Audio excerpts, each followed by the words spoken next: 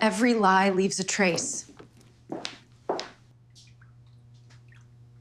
I thought marriage was for life. Turns out so is herpes. My name is Mark Dorsey, and 3 months ago I believed I had it all figured out. Suburban Connecticut house with the white picket fence, a wife who still looked good in yoga pants, and a 10-year-old daughter who inherited my smart mouth, but thankfully her mother's looks. I worked as an insurance investigator, basically a professional skeptic who gets paid to prove people are lying. The irony wasn't lost on me later. "Dad, Mom's acting weird again," Emma said one Tuesday morning, spooning cereal while I nursed my third cup of coffee. My daughter had this uncanny ability to cut straight through adult nonsense with surgical precision. "Weird how?" I asked, though I'd noticed it too. Elise had been distant lately, taking calls in the other room, working late at her luxury travel company job more often than usual. "She keeps smiling at her phone like it told her a dirty joke," Emma said. "And her perfume smells different. Expensive different. Smart kid. Too smart for her own good sometimes." Elise breezed into the kitchen wearing a dress I'd never seen before. Black, fitted, definitely not from Target. "Morning, family," she chirped, grabbing her purse without looking at either of us. "New dress?" I asked. "This old thing? I've had it forever." The lie rolled off her tongue, smoother than butter on hot toast. After 15 years of marriage and 10 years of investigating insurance fraud, you develop a nose for deception. Mine was practically twitching. "Have a great day at work, honey," she said, kissing my cheek. Her perfume was different, something French and expensive that definitely hadn't come from CVS. After she left, Emma looked at me with those knowing brown eyes. "See? Weird." I ruffled her hair. "Your mom's just stressed about work. Nothing to worry about." But I was worried, and when Mark Dorsey starts worrying, he starts investigating. It started small, checking the credit card statements, noticing charges at restaurants I'd never been to, boutiques that cost more than my monthly car payment. Then came the late-night phone calls she'd take in the garage, claiming they were with clients in different time zones. "Insurance fraud's less cruel than marriage," I muttered to myself one evening, sitting in my home office reviewing our bank statements. There were cash withdrawals I couldn't account for, mysterious charges from places called Galerie Lafite and Le Petit Chateau. The breakthrough came 3 weeks later. I'd been working a stakeout on a disability fraud case. Some guy claiming he couldn't lift more than 5 pounds while secretly running a landscaping business. Real Einstein, that one. I wrapped up early and decided to surprise Elise with takeout from her favorite Thai place. I pulled into our driveway at 2:30 p.m. and noticed an unfamiliar car, a silver BMW with New York plates. Expensive, classy. Not the kind of car our neighbors drove. The front door was unlocked. I could hear voices upstairs, Elise's laugh, and a man's voice with what sounded like a French accent. My arterial pressure spiked as I climbed the stairs, Thai food growing cold in my hands. "Can't wait to see you tonight, mon amour," the voice was saying. "Your bed or mine?" I stood frozen outside our bedroom door. Through the crack, I could see them, my wife of 15 years wrapped in the arms of a man who looked like he'd stepped out of a cologne advertisement. Tall, dark hair, wearing a suit that probably cost more than I made in a month. That's when something inside me snapped. I kicked the door open. Well, what do we have here?" Elise shrieked and grabbed a sheet. The French guy, because of course he was French, just stood there in his designer underwear looking like a deer caught in headlights. "Mark, you're supposed to be at work." "Surprise," I said, setting down the Thai food with deliberate calm. "Brought you lunch, though it looks like you're already eating." The Frenchman started reaching for his clothes. "Monsieur, I can explain." "Let me guess," I interrupted. "You're the cable guy? Here to check her connection?" "Mark, please, let me explain," Elise started. "Oh, I think I understand perfectly." I turned to the French guy. "Nice underwear, Pierre. Did you get those at the Louvre gift shop?" "It's Julien, actually, Julien Lafitte." "Julien, of course it is, because Brad or Steve would be too pedestrian for my wife's midlife crisis." That's when Julien made his mistake. He stepped toward me with his hands up, trying to be reasonable. "Look, Mark, this doesn't have to be ugly." I'd been a cop for 8 years before becoming an investigator. I still remembered how to throw a punch. Julien went down like a sack of expensive French potatoes. "Mark!" Elise screamed. "Get dressed, Frenchie," I told Julien as he held his bleeding nose. "You're leaving. Now. You cannot just, I can and I am." I grabbed his clothes and threw them at him. "You've got 60 seconds before I call the cops and tell them I found a burglar in my bedroom." Julian scrambled into his pants while I watched, arms crossed. "This is not over," he muttered. "Oh, it's over," I said. "Unless you want to explain to the police why you were in my house, in my bed with my wife. I'm sure they'd love to hear about your immigration status while we're at it." He finished dressing and headed for the door. I followed him downstairs, making sure he left. As he got in his BMW, I called out, "Next time you want to steal someone's wife, maybe don't park in their driveway, genius." When I got back upstairs, Elise was dressed and packing a suitcase. "Going somewhere?" I asked. "I can't stay here, not after what you did." "What I did?" "Lady, I came home to find you playing hide the baguette with Inspector Clouseau. I think I showed remarkable restraint." She spun around, eyes blazing. "You don't understand. Julian and I were in love." I actually laughed. "Love? Elise, the guy's been in the country for what, 6 months? You've known him for maybe 3. That's not love, that's tourism. You wouldn't understand. You've never been passionate about anything. I was passionate about you, about us, about our daughter, but apparently that wasn't exciting enough." She zipped up her suitcase. "I need some time to think." "Take all the time you need," I said. "But Emma stays here. We'll see about that." Something in her tone made my blood run cold. What's that supposed to mean? But she was already walking out the door. I should have seen it coming. Should have known that Elise wouldn't just disappear quietly into her French fantasy. But I was still processing the betrayal, still trying to figure out how to explain to Emma why Mommy had suddenly moved out. "Where's Mom?" Emma asked the next morning at breakfast. "She's taking a little vacation to think about some things." Emma's BS detector was as finely tuned as mine. "She left because of the French guy, didn't she?" I nearly choked on my coffee. "What do you know about any French guy?" "I'm not deaf, Dad. I heard them talking on the phone. Mom kept saying we and giggling like she was 12. It was gross." Smart kid. Too smart. The first week was rough but manageable.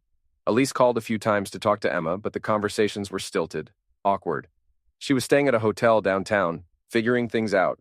I figured she was figuring out how to afford Julian's lifestyle on a travel agent's salary. Then Rico called. Rico Martinez had been my partner back when I was a cop. Now he ran security for a chain of hotels and kept his ear to the ground about everything happening in our little corner of Connecticut. "Mark, we need to talk," he said. "Meet me at Murphy's in an hour." Murphy's Tavern was the kind of dive bar where cops and ex-cops went to complain about their lives over cheap beer and stale pretzels. Rico was already there when I arrived, nursing a Budweiser and looking grim. "What's up?" I asked, sliding into the booth across from him. "It's about Elise. And your French friend?" My stomach dropped. "What about them?" Rico pulled out his phone and showed me a photo.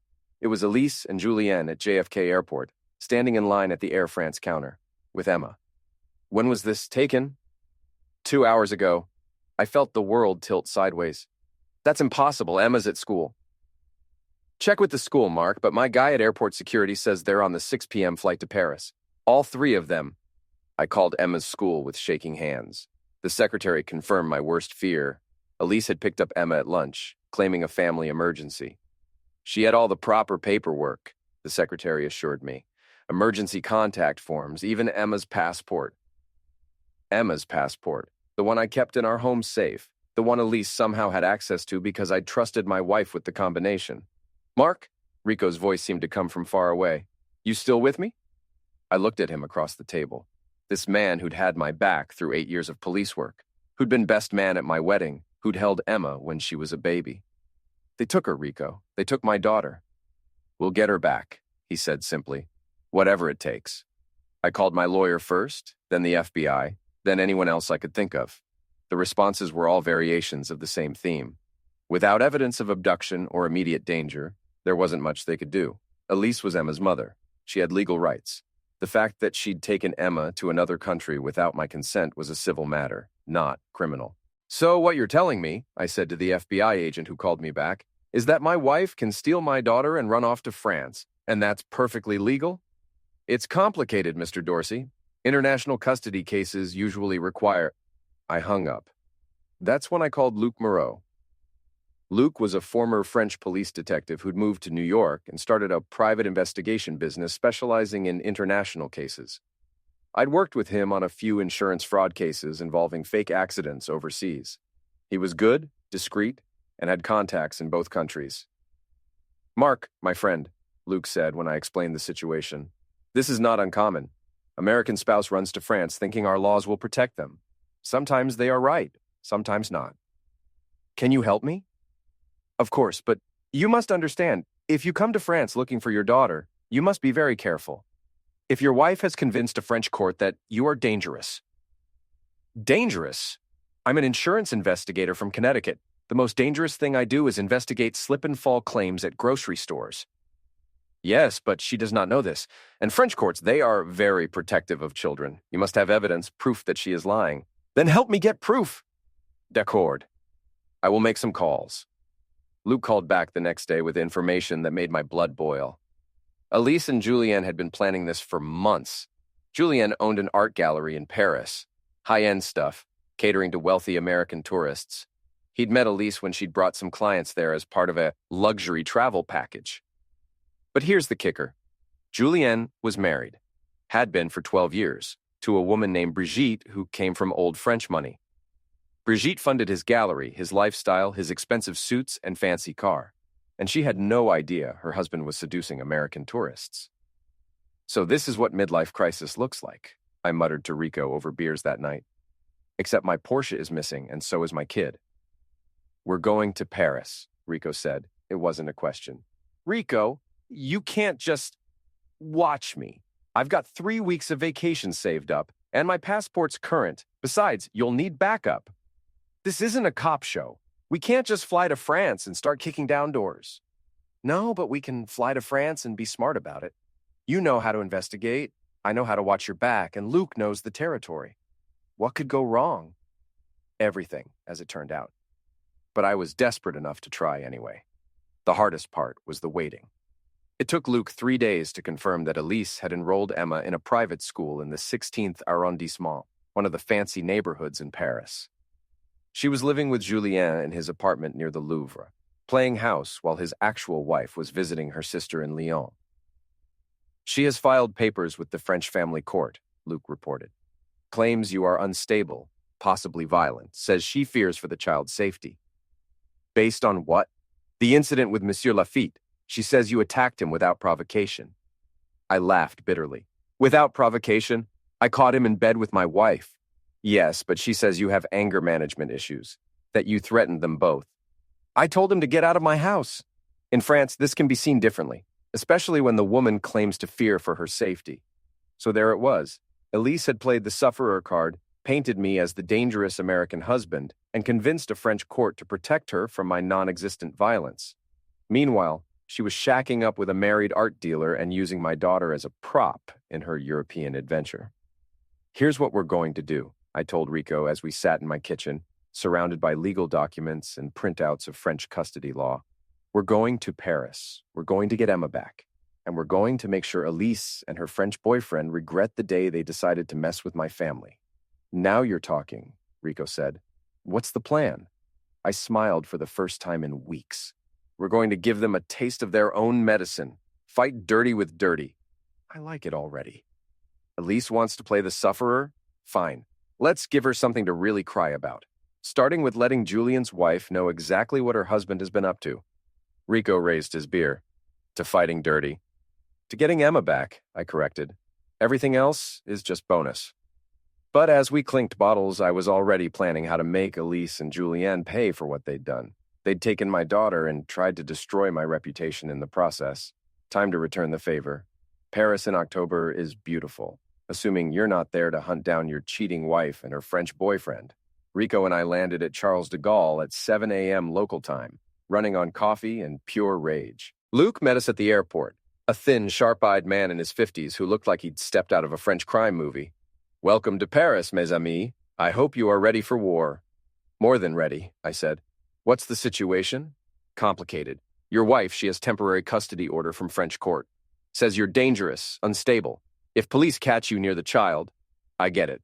So we have to be smart about this. Exactment. But I have good news also. Monsieur Lafitte's wife, Brigitte, she returns from Lyon tomorrow. I think she would be very interested to learn about her husband's activities. Rico grinned. I like this guy already. We checked into a small hotel in Montmartre. Nothing fancy, but clean and anonymous. Luke had already done reconnaissance on Julienne's gallery and apartment. The gallery was in the Marais district, trendy and expensive. The apartment was a few blocks away, in a converted 19th century building that probably cost more per month than I made in 6. Emma's school is here, Luke said, spreading photos across the hotel room desk. École Internationale Saint-Michel. Very exclusive. Very expensive. She walks there each morning with your wife, returns at 4 p.m. Security? Minimal. It is private school, not prison. But you must be careful. If teachers see strange man watching children, I know, I'll be discreet. The first part of the plan was reconnaissance. I needed to see Emma, make sure she was okay, and figure out the daily routine. Rico would watch Julienne's gallery, looking for opportunities to gather information. Luke would work his contacts in the French police, trying to get details about Elise's custody filing. I positioned myself at a cafe across from Emma's school at 7:45 a.m., wearing sunglasses and a baseball cap, trying to look like a tourist reading the International Herald Tribune. At exactly 8:15, I saw them. Emma looked smaller than I remembered, wearing a uniform I'd never seen before, navy skirt, white blouse, burgundy sweater. She was walking between Elise and Julienne, holding Elise's hand, looking around at everything with wide eyes. My daughter, in a foreign country surrounded by strangers, probably confused and scared, even if she was trying to be brave about it. Elise looked different too. Her hair was shorter, styled in that effortlessly chic way that French women manage. She was wearing clothes I'd never seen. Expensive, fashionable, nothing like the suburban mom uniform of yoga pants and fleece jackets she'd worn in Connecticut. And Julian. Up close, in daylight, he looked older than I'd thought. Probably mid-40s, with the kind of carefully maintained appearance that screamed, trying too hard. His suit was perfectly tailored, his hair perfectly styled, his shoes probably cost more than my car payment. They looked like a family, a wealthy, sophisticated European family taking their daughter to her exclusive private school. It made me sick. I followed at a distance as they walked Emma to the school entrance. I couldn't hear what they were saying, but Emma seemed subdued, not her usual chatty self. When they reached the school, Elise hugged her goodbye, but Emma's response seemed mechanical, dutiful rather than affectionate. That gave me hope. Maybe she wasn't buying into this European fantasy after all. After Emma disappeared into the school, Elise and Julienne walked back toward his apartment, holding hands like teenagers. I wanted to follow them, confront them right there on the street, but that would have been stupid. I needed to be smart about this. Instead, I went back to the hotel and called Emma's school. École Internationale Saint-Michel, bonjour. Bonjour, I said, hoping my high school French would hold up. I am calling about Emma Dorsey. She is new student, yes? Ah, oui, Emma. She is adjusting well. May I ask who is calling? I am family friend from America. I wanted to make sure she is happy. She is quiet child, but very intelligent. The teachers, they like her very much. But perhaps you should speak with her mother about this? Of course. Merci beaucoup. I hung up feeling slightly better. Emma was okay, physically at least. But I needed to see her again, maybe find a way to communicate with her without alerting Elise. That afternoon, Rico returned from his surveillance of Julienne's gallery with interesting news. Guy's got a sweet setup, Rico reported. High-end art gallery, wealthy clients, beautiful assistant who definitely isn't just filing papers, if you know what I mean. Another affair?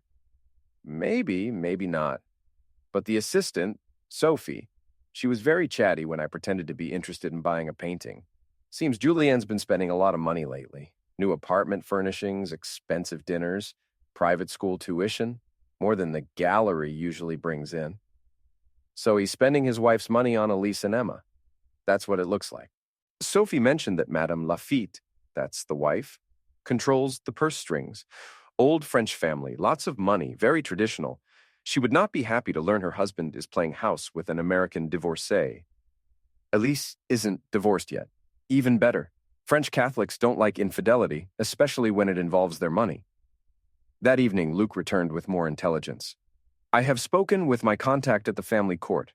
Your wife's filing, it is very detailed. Claims you have history of violence, booze misuse, threatened her and the child. All lies.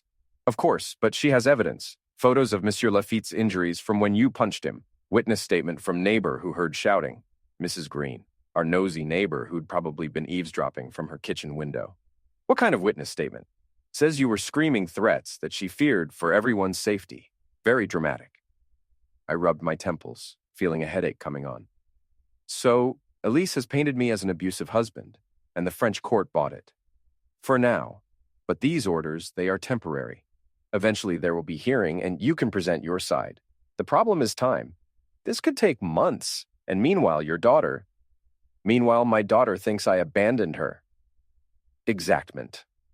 That night, lying in the narrow hotel bed, I stared at the ceiling and planned my next move. Elise had played dirty, used lies and manipulation to turn me into the villain. Fine. If she wanted to fight dirty, I could fight dirty too.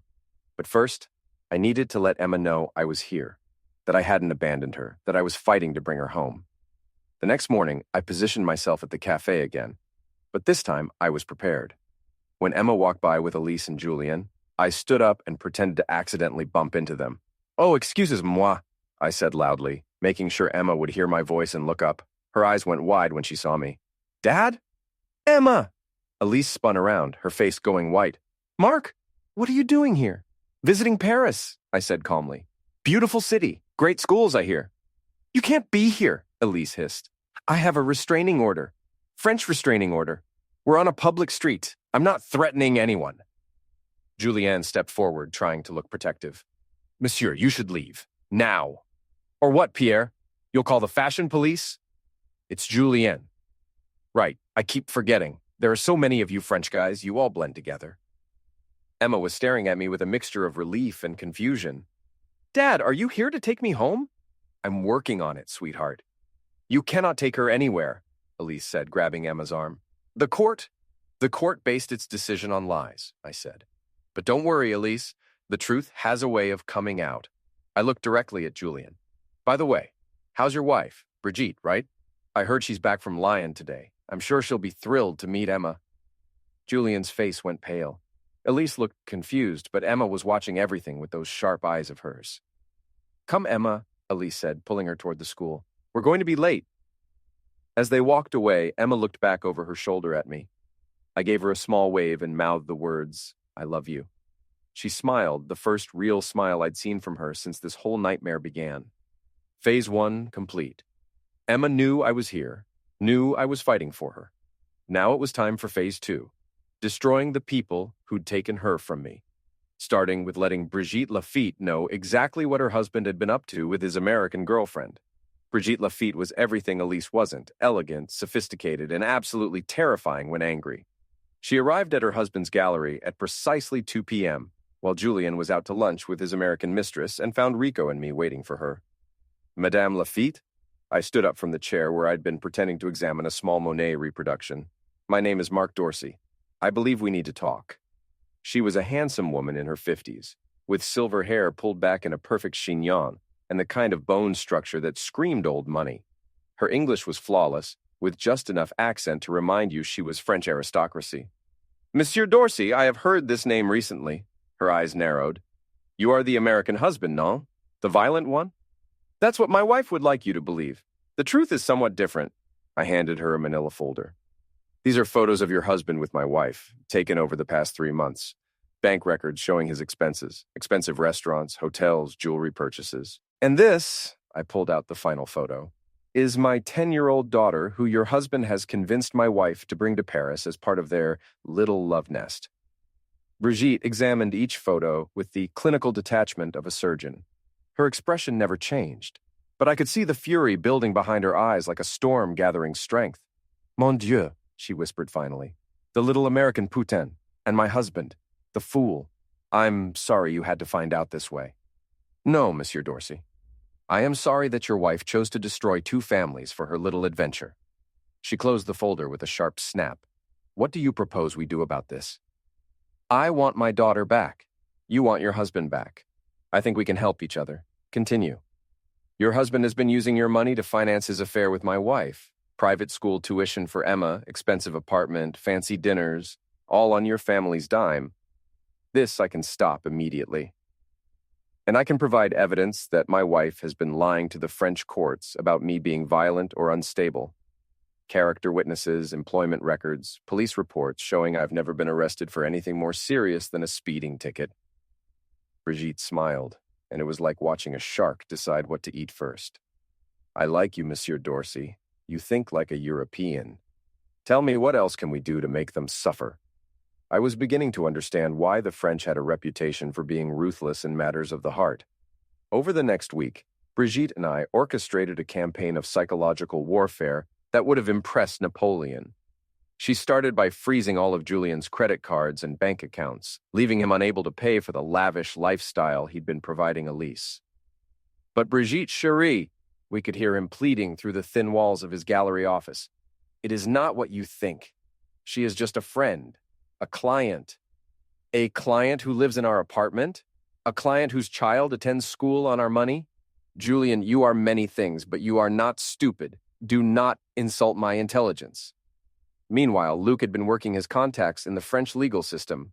It turned out that Elise's emergency custody order was based on some very shaky legal ground. The French courts took a dim view of Americans who used their system to circumvent U.S. custody laws. The magistrate, she is beginning to have doubts, Luc reported, especially when she learns that your wife left the country without informing the American courts, without your permission, and with forged documents. Forged documents? The school enrollment papers. Your wife claimed to have your written consent for Emma to attend school in France, but the signature, it does not match the samples from your passport application. Elise had been busy and sloppy. The next phase involved some creative public humiliation. Rico, who had a talent for social media, created a Facebook page called Americans Behaving Badly in Paris and posted photos of Elise and Julien at various expensive restaurants and cultural events, with commentary about how they were spending his wife's money while keeping a child away from her father. Check this out, Rico said, showing me his phone. It's gone viral in the American expat community here. Everyone's talking about the Connecticut woman who stole her daughter and ran off with a married Frenchman. The photos were devastating. Elise and Julien at the opera, at fancy restaurants, shopping on the Champs-Élysées, while Emma sat in their apartment doing homework or looking lost and confused in the background of their romantic selfies. Where did you get these? Elise's Instagram account. She's been documenting their whole European adventure. Apparently she thought it was romantic. It looked pathetic. A middle-aged American woman playing dress-up in Paris while her daughter sat ignored in the background. But the real masterstroke came from Brigitte. She invited Elise to lunch. I told her I wanted to meet the woman who had captured my husband's heart, Brigitte explained with that shark smile. She was so flattered, she said yes immediately. They met at a restaurant in the first arrondissement, one of those places where Paris society went to see and be seen. Brigitte arrived with a photographer friend who discreetly documented the entire encounter. She is exactly what I expected, Brigitte reported afterward. Desperate, naive, completely out of her depth. She spent the entire lunch bragging about how sophisticated her life has become, how much happier she is in Paris, how Julien appreciates her in ways her American husband never did. What did you tell her? The truth. That Julien has had many American girlfriends over the years, that I usually ignore them because they never last long. That she is not special, just the latest in a series of middle-aged tourists looking for European romance. How did she take it? Not well. She became very upset, very defensive. Started crying in the restaurant, making a scene. My photographer friend captured it all. The photos were brutal. Elise looking frazzled and desperate, mascara running down her cheeks, gesticulating wildly while other diners stared. She looked exactly like what she was, a suburban American woman having a very public breakdown in an expensive Parisian restaurant. These will be very useful in court, Luc observed. Shows her emotional instability, poor judgment. But the best part was still to come. While Elise was having her meltdown with Brigitte, Rico and I were implementing the final phase of our plan. We'd been watching Emma's school routine for a week, timing everything perfectly. At exactly 3:45 p.m., while Elise was still at her disastrous lunch and Julien was dealing with his wife's financial revenge, Emma walked out of school alone. This was new. Usually either Elise or Julien picked her up, but today she was by herself, looking around uncertainly. I crossed the street and approached her carefully. Emma? Sweetheart. She looked up and her face lit up. Dad, I knew you'd come for me. Are you okay? Have they hurt you? No, they're not mean to me or anything, but Dad, I want to come home. I miss our house. I miss my friends. I miss Murphy. Murphy was our ancient golden retriever currently being looked after by Rico's wife. I'm working on it, baby, but I need you to be patient a little longer. Mom's been acting really weird. She cries a lot, and she and Julian fight when they think I'm not listening. And Dad? I don't think Julian likes me very much. He's nice when Mom's around, but when she's not, Emma shrugged. Has he done anything to you? No, nothing like that. He just ignores me mostly, like I'm furniture or something. My heart broke a little. Emma was too smart not to realize she was an inconvenience in their romantic fantasy. Listen to me, sweetheart. I'm going to get you out of this, but I need you to do something for me. Can you be brave a little longer? What do you need me to do? I need you to keep a record of everything. When Mom and Julian fight, what they say. When you're left alone, how long, where they go. Can you do that? Emma nodded solemnly. Like detective work? Exactly like detective work. You're going to help me prove that you belong at home with me. I gave her a small notebook and a pen. Hide these in your backpack. Write down everything, okay? Okay, Dad, but hurry. I really want to come home. As I watched her walk back toward Julian's apartment, I felt a mixture of pride and rage. Pride because my daughter was handling this impossible situation with more grace than most adults would manage. Rage because she was having to handle it at all. But the war was almost over. Between Brigitte's financial pressure, the social media campaign, the legal challenges, and Emma's testimony about her living situation, we had enough ammunition to destroy Elise and Julienne's European dream. Time to bring my daughter home.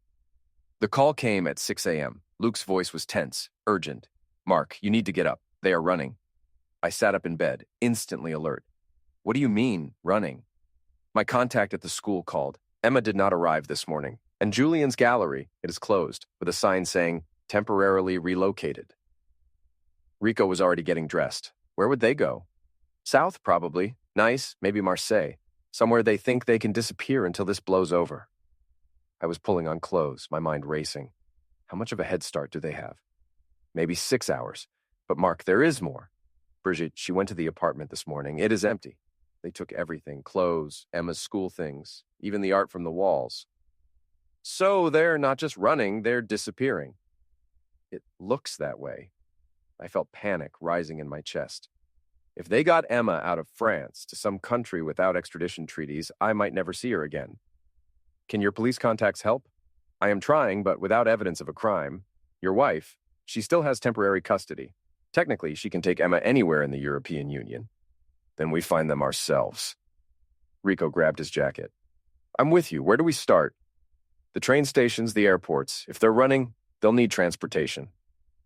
We split up. Rico took Charles de Gaulle Airport. I took the train stations, and Luke worked his contacts in law enforcement. By noon, we had our answer. Gare de Lyon, Luke reported. The ticket agent remembers them. American woman, French man, young girl who looked unhappy. They bought tickets on the TGV to Nice. When does it arrive? 4:30 p.m. But Mark, Nice is big city, many places to hide. Then we better get moving. The flight to Nice took 2 hours. I spent the time calling everyone I could think of. My lawyer, the FBI, even the American consul in Marseille. The responses were all variations of the same theme. Without clear evidence of abduction or child endangerment, there wasn't much anyone could do. So what you're telling me, I said to the consul's assistant, is that my wife can take my daughter anywhere in Europe, and as long as she doesn't physically damage her, that's perfectly legal. It's complicated, Mr. Dorsey. International custody disputes. I hung up. I was getting tired of being told how complicated my life was. Rico met me at the Nice airport with a rental car and a grim expression. Luke's already here checking hotels, but there are hundreds of them. They'll need somewhere expensive, I said. Julienne's used to luxury, and Elise is living out her European fantasy. They won't be staying at a youth hostel. We started with the 5-star hotels along the Promenade des Anglais, the Hotel Negresco, the Villa Victoria, the Hyatt Regency. At each one, I showed Emma's photo and asked if they'd seen her. Nothing. It was Luke who found them, using his network of contacts in the French hospitality industry. Hotel Aston La Scala, he reported. The concierge, he remembers the little American girl. She was asking about how to call America, wanted to know the time difference. My heart clenched. Emma was trying to call home. What room? Suite 412. But Mark, we must be careful. If they see you coming, they'll run again. I know. We positioned ourselves in the hotel lobby, trying to look like tourists. The Aston La Scala was exactly the kind of place Julian would choose. Elegant, expensive, with a view of the Mediterranean that probably cost more per night than most people made in a week. At 6 p.m., they appeared. Elise looked terrible. Her hair was disheveled, her makeup smeared, and she was wearing the same dress she'd had on 2 days ago. The sophisticated Parisian woman act was falling apart. Julian looked even worse. His usually perfect appearance was crumpled, his shirt wrinkled, his face unshaven. The financial pressure from Brigitte was clearly taking its toll. But it was Emma who broke my heart. She looked exhausted, scared, and very young. She was carrying a small suitcase and looking around the lobby with the wariness of a child who'd learned not to trust the adults in her life. They were heading for the elevator when I made my move. Going somewhere? I asked, stepping out from behind a pillar. Elise spun around, her face going white. Mark, how did you find you? Elise, you're not exactly criminal mastermind material. You left a trail a blind man could follow. Dad? Emma dropped her suitcase and ran to me. I scooped her up, holding her tight, breathing in the familiar smell of her shampoo. It's okay, baby. Daddy's here. You cannot take her, Julian said, but his voice lacked conviction. We have legal custody. Temporary custody, based on lies, which, by the way, a French judge is going to be very interested to hear about. What are you talking about? Elise demanded. I pulled out my phone and showed her the screen. Brigitte Lafitte's statement to the French family court, detailing how you and her husband have been defrauding the system. My employment records, character references, and police reports showing I've never been violent toward anyone except in self-defense. And Emma's own testimony about how you've been treating her. Emma looked up at me. I wrote everything down, just like you said. All the times they left me alone, all the fights, everything. Elise's face crumpled. Emma, honey, you don't understand. I understand that you took me away from my dad and my home and my friends for your boyfriend, Emma said with devastating 10-year-old honesty. I understand that you lied to everyone and made Dad look like a bad person when he's not. We should call the police, Julian said, but he was already backing toward the elevator. Go ahead, I said. Call them. I'd love to explain to the nice police how you've been harboring an abducted American child while defrauding the French legal system. She's not abducted, Elise protested. I'm her mother. You're her mother who took her out of the country without the father's consent, using forged documents based on false statements to a foreign court. In legal terms, that's called abduction. The hotel security guard was starting to take notice of our raised voices. Other guests were staring. Julian grabbed Elise's arm. We should go, he muttered. Yes, you should, I agreed. Back to Paris, where you can explain to the authorities how this all happened. Or you can keep running and make this even worse for yourselves. Elise looked at Emma, then at me, then at Julienne. I could see the moment when she realized how badly she'd miscalculated everything. I never meant for it to go this far, she said quietly, but it did go this far, and now you have to deal with the consequences. What happens now? Julian asked. Now you're going to call off your legal action in France. You're going to admit you lied about me being violent. And you're going to let me take my daughter home while you two figure out how to clean up the mess you've made. And if we don't? I smiled, but it wasn't a nice smile. Then I release everything to the media. The affair, the lies, the financial fraud, the abduction. Your wife's family money, Julian? How do you think they'll react when they see their name in the international press associated with child abduction? Julian went pale. Old French families valued their reputation above almost everything else. And Elise? Your employer, your friends back home, Emma's school, they'll all know exactly what you did and why you did it. She started crying then, ugly sobs that echoed through the hotel lobby. I just wanted to be happy. At everyone else's expense, I said, including your daughter's. I looked down at Emma, who was still holding on to me like a lifeline.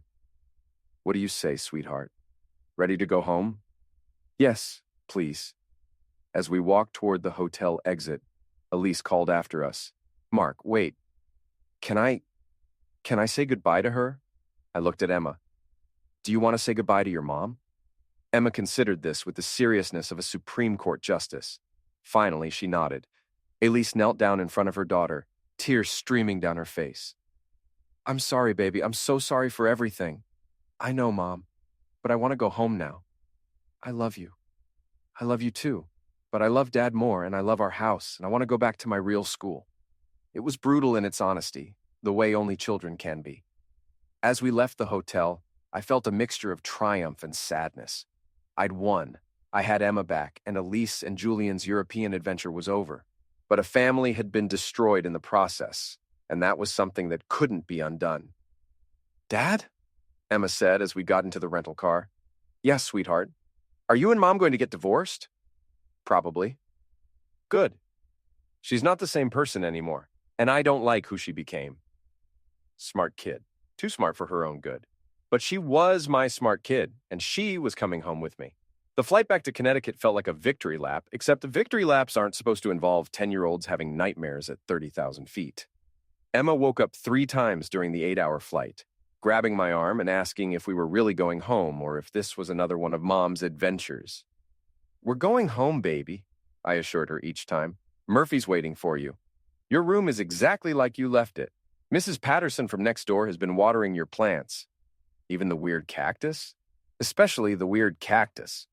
Rico met us at JFK with a car and a cooler full of Emma's favorite snacks, goldfish crackers, apple juice boxes, and those terrible gas station donuts she loved. Welcome home, kiddo, he said, scooping her up in a bear hug. Uncle Rico, did you miss me?